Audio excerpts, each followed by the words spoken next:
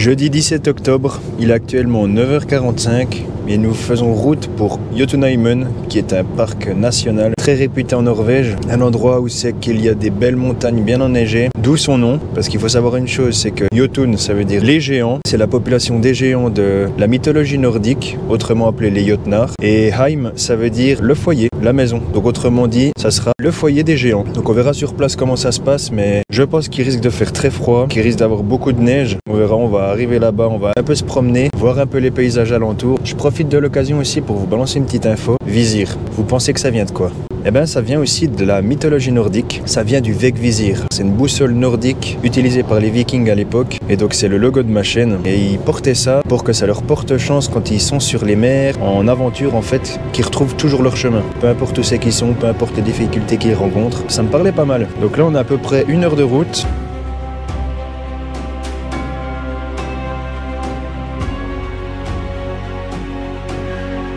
Nous sommes arrivés dans le parc national de Jotunheimen. Il fait un froid de canard. On va gentiment commencer à marcher. Il y a quand même un truc qui est un peu dommage. Je vais vous montrer ce que c'est. C'est que de base, on voulait aller un peu là-haut, sur cette montagne là-bas. Mais malheureusement, la route est fermée. Donc j'imagine qu'il y a beaucoup trop de neige. La route est impraticable. Du coup, on a trouvé une autre solution. On a trouvé une autre petite promenade à faire qui nous prendra environ 4-5 heures. Normalement, ça devrait être beau aussi. Je crois qu'on va aller par là-haut, nous. Le décor ici, il est vraiment pas mal. Puis comme vous avez l'habitude maintenant, je vais vous montrer un peu les lieux-dits. Mais avant de commencer cette marche, j'ai un truc à vous montrer. Regardez ce que j'ai trouvé dans un magasin du coin.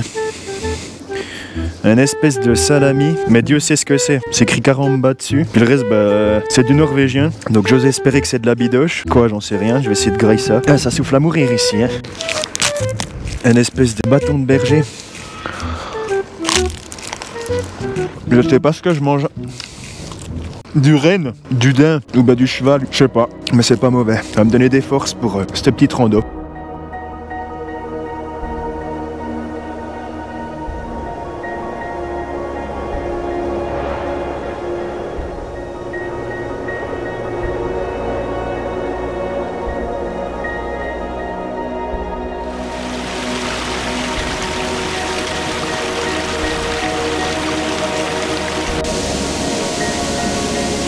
Voilà les amis, l'un des premiers lieux-dits de cette petite randonnée. Tout du long de la montée, on peut voir qu'il y a une rivière avec quelques petites cascades comme ça de temps en temps. J'aurais bien envie de me mettre dans cette eau, mais malheureusement pour moi, j'ai pas de linge, j'ai rien. C'est un truc de viking, malheureusement j'en suis pas un. Et puis comme vous pouvez le voir, à l'heure actuelle, il y a du brouillard.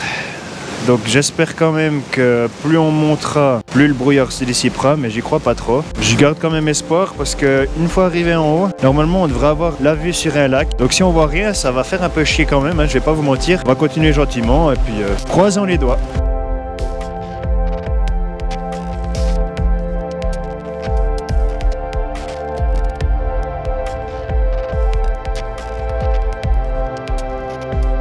Bon, nous voilà arrivés au lac. Malheureusement pour nous, on a toujours le brouillard. On peut un peu distinguer une montagne là derrière. Là, il y a un peu du brouillard qui repasse, mais avant, on voyait quelque chose. Je sais pas si on arrive à se rendre compte, mais il y a du vent de malade mental ici. Je pense que de tout mon périple, c'est ici qu'il a eu fait le plus froid. Parce que en termes de température, il doit faire max -1. Mais c'est le vent qui... Waouh, c'est compliqué à gérer. On va contourner ce lac, puis je crois qu'on va gentiment redescendre après, selon le tracé. Donc c'est dommage. Malheureusement, le brouillard n'a pas foutu le camp. Mais bon, sur mes 9 jours de périple en Norvège, il fallait bien que ça arrive au moins une fois. Ma foi, tant pis. Bon les gars, dernier lieu dit de cette randonnée. Il fait tellement froid. Mes doigts sont gelés. Mon nez, c'est une piscine. C'est la méga merde. Mais là, on arrive au dernier lieu dit. Une belle cascade. Mais regardez, une cascade de glace. À la base, ça devait être joli en eau. Mais là, c'est joli en glace. Voilà pour cette randonnée les mecs. Là, on va speedrunner jusqu'en bas parce que il fait beaucoup trop froid. Voilà, c'est la Norvège les mecs. Le vent norvégien, il est présent. Ça va être la petite pause nourriture. Regardez sur quoi nous avons la vue. Et puis si je tiens tant à filmer ce moment, c'est parce que j'ai trouvé un truc assez atypique. Matez-moi ça. Bif kebab. Alors je sais pas à quoi m'attendre. On verra bien ce qu'il y a là-dedans. Un kebab froid en montagne. Qu'est-ce que vous voulez de plus? Ça a l'air appétissant. On va essayer ça. Ça goûte le durum. Un durum froid. Il y a mieux comme expérience. Mais j'ai trouvé ça hyper étrange qu'ils proposent des kebabs comme ça dans les magasins. En soi, c'est pas dégueu. C'est rempli de salade et puis de maïs et puis de bordel du style. Voilà pour la petite pause nourriture. Ça y est, on a enfin fini cette randonnée, mais malheureusement j'ai été un peu pas très malin si je puis dire. Regardez donc le trajet. Donc c'est un peu approximatif parce que j'ai pas le GPS en tout temps. On est allé là-haut, on a longé la cascade. Là on est arrivé aussi avec le lac, on voyait que dalle. On a un petit peu redescendu, puis là les gars, ce petit bout bleu là, eh ben on l'a pas fait.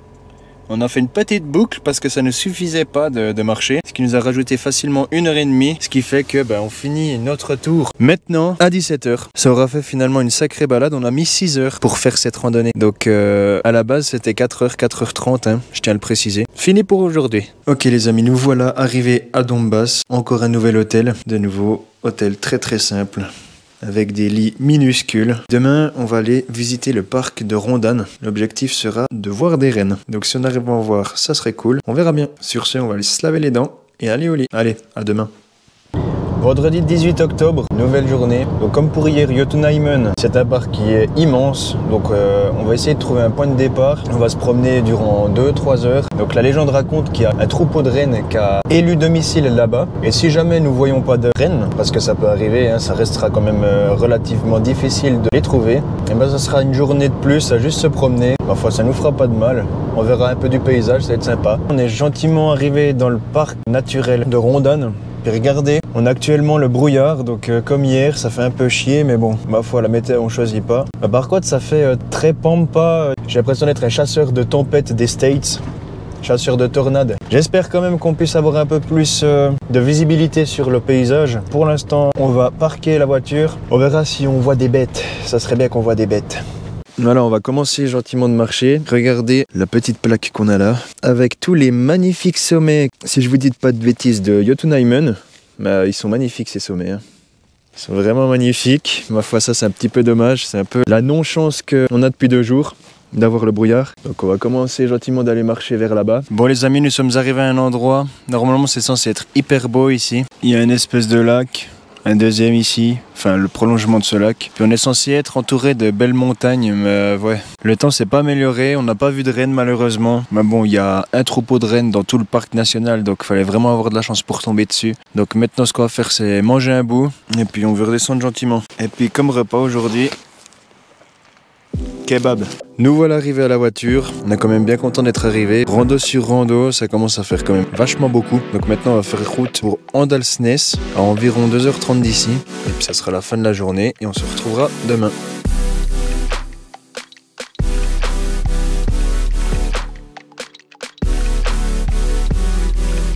On est enfin arrivé à notre hôtel de Åndalsnes.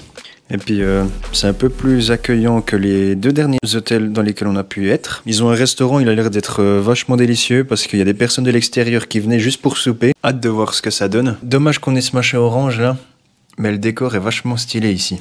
De l'autre côté, on a aussi des belles montagnes. Vous aurez probablement vu un time-lapse juste avant cette séquence. Malheureusement pour nous, demain on voulait faire la vallée de Trollstingen, qui est une vallée à faire en voiture. Mais malheureusement, en cette période de l'année, la route est fermée. On verra ce qu'on peut faire demain. Sur ce, on va se doucher et on se retrouvera demain.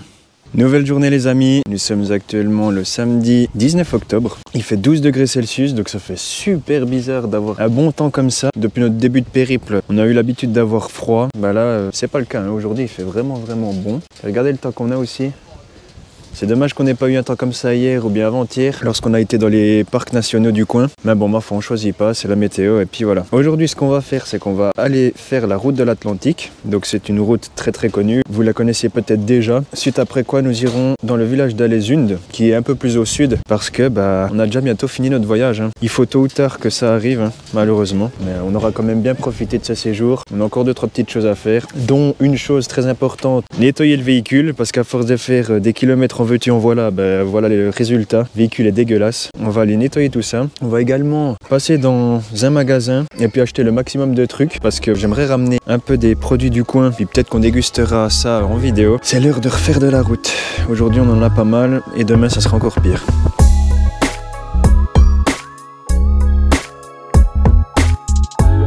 On est arrivé au lieu dit, donc la route de l'Atlantique. Et puis on a le soleil dans la figure. Donc ça fait drôle, hein. À partir de maintenant, on commençait à avoir gentiment l'habitude d'avoir des nuages. Ça pique les yeux. Puis regardez un peu ce paysage, c'est quand même magnifique. Donc là à gauche, c'est la mer de Norvège. Peut-être que s'il y a moyen de le faire, j'essaierai de me baigner dedans. Là, vous allez vous dire, quel zinzin ferait ça? Il y en a un juste là. À voir si je le fais ou pas.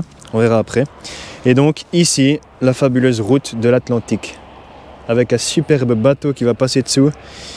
Alors, sans drone, c'est un peu approximatif comme vue, mais vous pouvez vous rendre compte que cette route, en fait, elle longe sur je sais pas combien de kilomètres sur la mer de Norvège, donc c'est quand même vachement stylé. C'est une des routes les plus emblématiques du monde, forcément que vous avez déjà vu une image en tout cas de cette route, et on y est aujourd'hui, donc c'est vachement sympatoche. Peut-être du coup que maintenant je vais aller me baigner.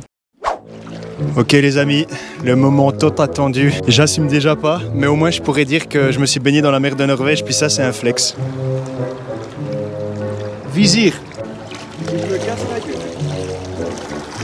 C'est glacé sa mère, si jamais. Là où je suis, c'est déjà terrible. Ah la vie de ma mère, c'est zinzin ça. C'est méga froide. Oh mon dieu.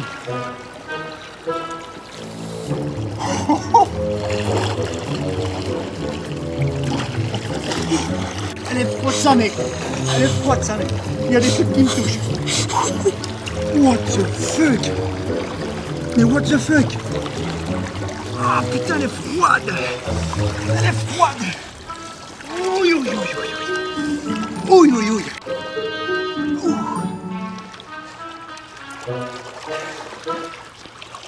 J'ai les bonbons comme des raisins secs.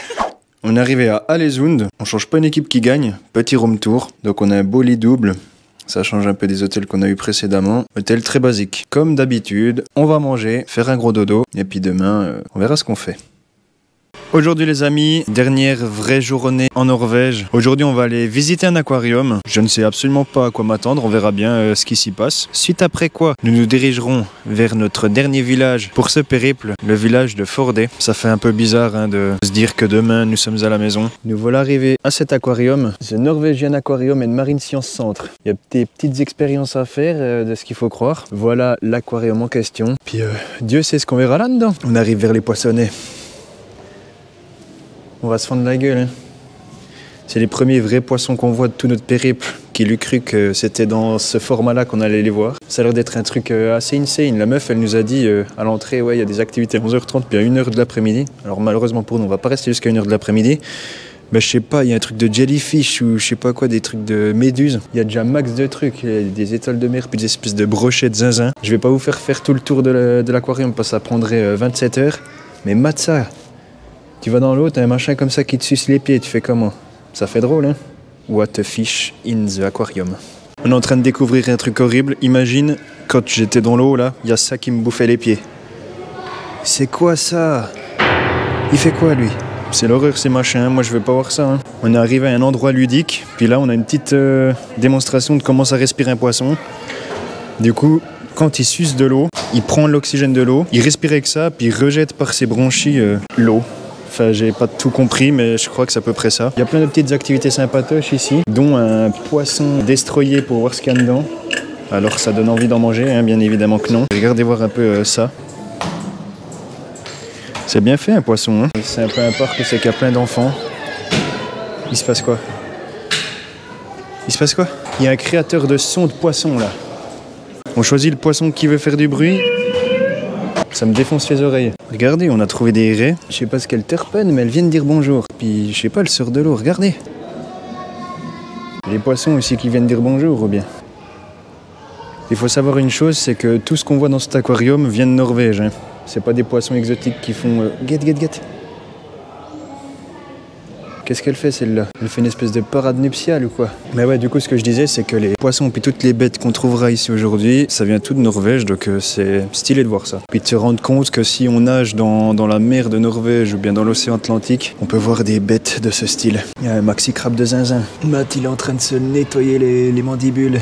Mais assez terrifiant ce truc, hein, il est immense. Une fois de plus, hein, tu vois ça dans l'eau, t'es pas bien. Il y en a un tapis dans l'ombre là-bas, puis un immense là-bas aussi. Ils sont immenses, ils se déplacent. Il aime pas être filmé ce coquin.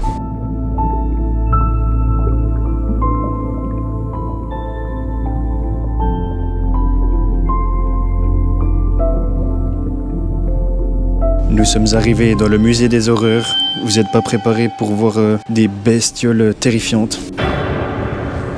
Matez-moi les trucs de zinzin. Tu croises ça dans l'eau, mon gars, tu fais des cauchemars toute ta vie.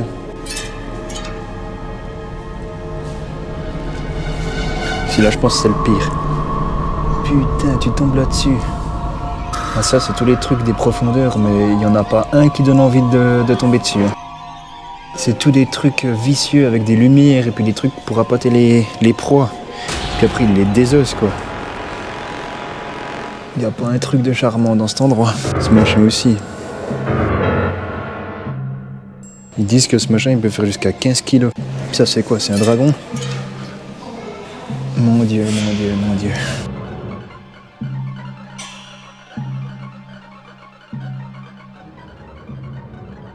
On est arrivé à une activité où c'est qu'on peut prendre des trucs de l'océan puis les toucher. Alors je sais pas pourquoi, mais on va en profiter. C'est un peu bizarre comme expérience, hein. Je vais prendre des choses, je sais pas. Qu'est-ce que c'est que ça? Alors c'est une expérience douloureuse pour ce truc, je pense pas. Oh, get. Il pisse. Je vais pas l'emmerder, ce crabe. Lui par contre je vais l'emmerder. Salut petit gars, un Bernard l'ermite de zinzin. Il va foutre le camp de sa carapace, il me touche. Oh, je vais toucher l'étoile de mer. Qu'est-ce qui va se passer? Rien du tout. J'ai l'impression que si je touche ces machins-là, je vais finir à l'hôpital, genre que ce machin va me piquer et que je vais choper des maladies rares. Alors que s'ils font cette activité, c'est qu'il n'y a pas de risque. On n'a pas tous les jours l'occasion de pouvoir choper un crabe vivant ou bien une étoile de mer ou bien des espèces de concombres qui pissent. Mate-le lui. Get. Il va me défoncer. Celui-là, il a l'air gentil avec les autres. Puis là, il bouge à Mach 12 et puis il me défonce. L'activité ici, c'est d'essayer de choper des crabes. On peut les attirer avec de la nourriture, puis ensuite leur faire des méga trucs. Là, c'est un peu tristoun ce pauvre machin, j'ai pas envie de lui faire trop chier. C'est des maxi crevettes en fait qui sont en train de dézinguer. Get, il essaye de s'enfuir avec la bouffe, il peut pas. Celui-là aussi il déguste. On va le déranger un peu. Viens là mon garçon. Hop là. Très ludique. Mais je vais arrêter de les embêter parce que même si c'est fait pour, j'ai l'impression qu'on leur fait pas du bien à ces trucs. Je suis un homme juste et bon, qui aime la biodiversité et la faune et la flore. On se retrouve à l'extérieur les amis pour voir des fabuleux pingouins. Regardez ces belles bêtes. Eux ils ont vraiment la vie facile, hein. Dire que ces machins se trouvent à l'état naturel, je me demande quand même comment ils font pour pas se faire bouffer par toute chose hostile. Enfin vous allez me dire, ils se font bouffer par des choses hostiles. Ça a l'air si paisible comme animal, ça donne pas envie de les déranger. Ça va les mecs? J'en parle pas assez, mais ici aussi c'est un paysage vachement magnifique, hein. Dans cet immense bassin il y a des otaries, mais elles se cachent, hein. Je sais pas si elles viennent d'être nourries ou pas. Coucou les gars, vous venez dire bonjour à tonton Vizir. Je sais que j'ai une sale trogne, mais c'est pas une raison pour me snobber les mecs. Ah voilà, tu te planquais toi, hein. Salut. Tu vas dire coucou? T'as les yeux qui piquent. C'était un coucou très rapide, mais vous avez pu apercevoir une otarie. Voilà, je suis content. Bon, bah ça marque un peu la fin de cette visite, de cet aquarium. C'était vachement sympatoche. Du coup, maintenant, ce qu'on va faire, c'est aller en direction de Fordé. On va se retrouver à l'hôtel, faire notre petit room tour habituel. Ça sera la fin de la journée.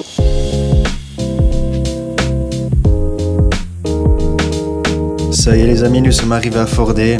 Et c'est le dernier room tour, malheureusement, avant la fin de ce voyage. C'est triste, mais c'est la vie, hein. Donc voilà. Hôtel superbement basique, petit lit double avec une vue sur Fordé. Et puis du coup c'est notre dernier soir en Norvège. On va aller manger un morceau, profiter de notre dernière soirée. Et puis demain, retour à Bergen. Allez, belle soirée à vous. Ça y est les amis, nous sommes lundi, on se dirige pour Bergen. Le temps n'est pas avec nous aujourd'hui, hein. C'est une grosse pluie comme on n'en a jamais eu encore pendant ce séjour. Heureusement pour nous, on n'avait pas prévu de faire quoi que ce soit. C'est pas plus mal. Il est actuellement 10h30, on doit rendre le véhicule à 14h. On a à peu près 3h30 de route. Cette journée va être dédiée à du voyage. Allez, sur ce, on se retrouve ce soir. Ça y est les amis. Retour au bercail. On est enfin à la maison. Il est actuellement 23h20. Trajet interminable. Mais on est enfin à la maison. Donc ça fait plutôt plaisir. Point un peu moins drôle, c'est que ma valise est restée dans l'aéroport d'Amsterdam. De Bergen, on est allé à Amsterdam pour ensuite revenir à l'aéroport de Bâle. Ma valise n'était pas là. parce qu'on avait un temps de transfert peut-être, moi je dirais en 10 et 15 minutes. Et puis ce qui fait que ma valise n'est jamais arrivée. Normalement je devrais la recevoir demain, j'imagine, parce que j'ai dû fournir des données de livraison, etc. pour qu'ils puissent me l'envoyer. Donc on verra si ça fonctionne ou pas. Autrement, ça fait quand même du bien d'arriver chez soi. Au bout de 9 jours, ça commençait quand même gentiment à manquer. Je ferai une petite conclusion de ce voyage dans une prochaine vidéo. Je vais pas faire de blabla très longtemps parce que là, je vais surtout aller me laver les dents et aller au lit. Merci à tous d'avoir regardé ce vlog. Dites-moi dans les commentaires si ça vous a plu. Je vous dis à la prochaine. Salut à tous. Bye bye.